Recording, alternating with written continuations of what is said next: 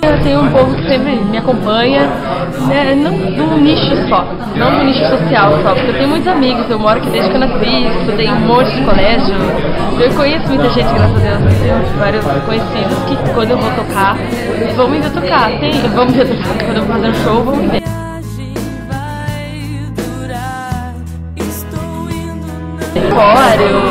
Vários da vida eu fui fazendo meu público, não fazendo ainda.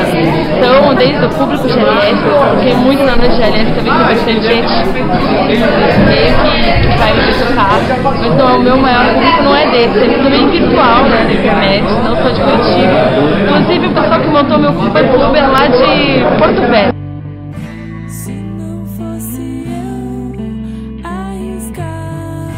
As pessoas me conhecem da Trivol, que era outra banda que eu tocava, e por mim mesmo, voz violão.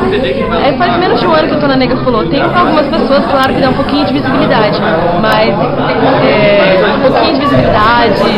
O Lucas, por exemplo, não conheceu da Nega Fulô, mas digamos que no meu Facebook lá tem 2.500 pessoas.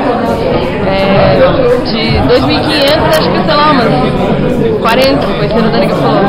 Então, aqui na Nega Fulô eu faço mais backing vocal, eu não sou a atração principal da banda, eu sou uma das vocalistas, então a atenção é dividida, assim, e é mais um trabalho público, então eu quero focar para esse meu trabalho, o outro público, claro que esse público, se vier, é muito bem-vindo, né? Tudo que até pessoa que vier atrás da minha arte, se identificar, para mim é muito bem-vindo.